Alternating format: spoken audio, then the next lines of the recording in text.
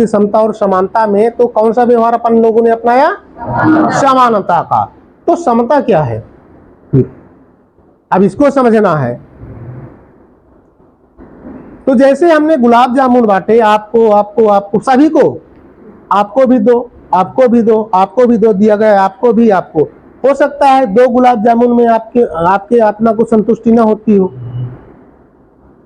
आपको 3 चाहिए, 4 चाहिए, आपको हो सकता है 2 में हो जाए, आपको हो सकता है 3 में, आपको हो सकता है 1 में, आपको हो सकता है कि 1 भी ना चाहिए, है कि नहीं?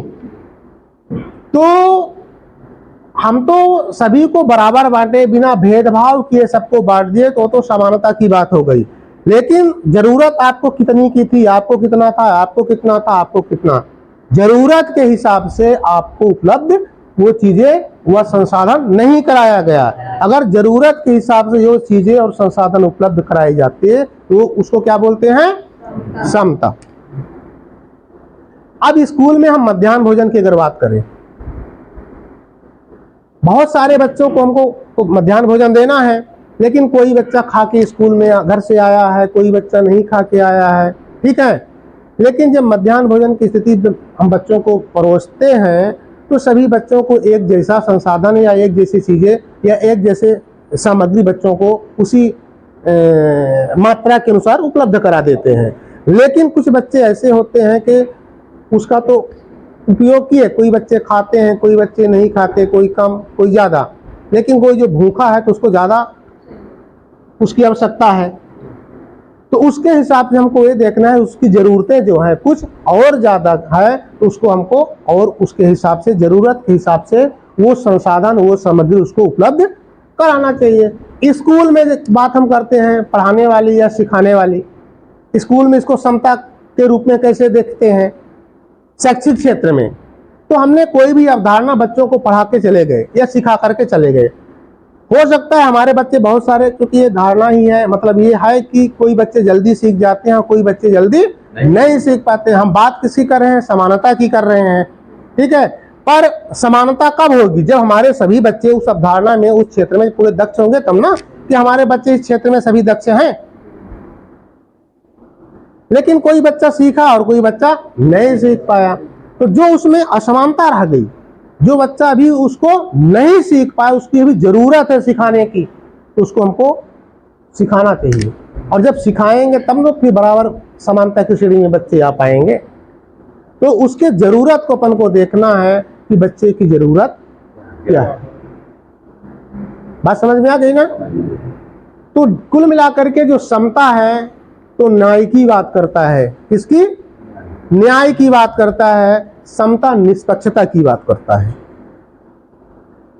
एक परिभाषा से अगर इसको हम समझने का प्रयास करें समता और समानता में, तो समानता की अगर हम बात करें तो कोई ऐसा जाति, वर्ग, समुदाय या लिंग हो जिसको एक जैसी सुविधाएं उपलब्ध कराई जाती हैं बिना किसी भेदभाव के। ये कौन सा व्यवहार हो गया? समानता का। एक जैसी सुविधाएं, जैसे अभी हमने बहुत सारे विभिन्न उदाहरण दिए, ठीक है। लेकिन समता का मतलब है कि कोई जात, वर्ग, समुदाय, लिंग, जात वाला बच्चे हों, उनको उनकी विशिष्टता के अनुसार, जरूरत के अनुसार वो चीजें, वो संसाधन, वो अवसर उपलब्ध कराए जाए। ये क्या कहलाएगा? समता कहलाएगा। समानता में क्या होता है? समानता में उसके स्थित परिस्थिति को ध्यान में नहीं रखा जाता, उसको एक जैसी सुविधाएं उपलब्ध कराई जाती है। लेकिन समता में क्या होता है? समता में जो असमानता है, उस असमानता को पाटने के लिए क्या करते हैं कि उसको जरूरत के अनुसार वो चीजें उपलब्ध कराई जाती है जिससे वो सफलता की श्रेणी तक पहुंच जाए, ठीक है। तो कुल मिलाकर के मैं समता और समानता को समझाने का प्रयास किया कि हम बात कर रहे हैं समानता की, हमारा भारतीय संविधान भी समानता की बात कर रहा है, लेकिन हमको अपने स्कूल में यह भी देखना है कि कुछ क्षेत्र ऐसे हैं, बच्चे ऐसे हैं कि उनका कुछ क्षेत्र ऐसा होगा जहां विशेष आवश्यकता की ज़रूरत है, विशेष संसाधन की ज़रूरत है। जब उसको हम पूरा कर देंगे बच्चों को, तब समानता की श्रेणी में हमारे बच्चे एक समान आ पाएंगे। ठीक है, तो एज द HM जो हम यहाँ पर लीडरशिप की ट्रेनिंग लेने आए हैं, ये कौशल को अपन को विकसित करना है, ये भाव को देखना है, समझना है कि हम अपने विद्यालय में जो विभिन्न क्षेत्र होंगे उन विभिन्न क्षेत्रों को पहचानेंगे, समझेंगे, जानेंगे और बच्चों में जो विशिष्ट आवश्यकताओं की कमी है उसको पूरा करेंगे।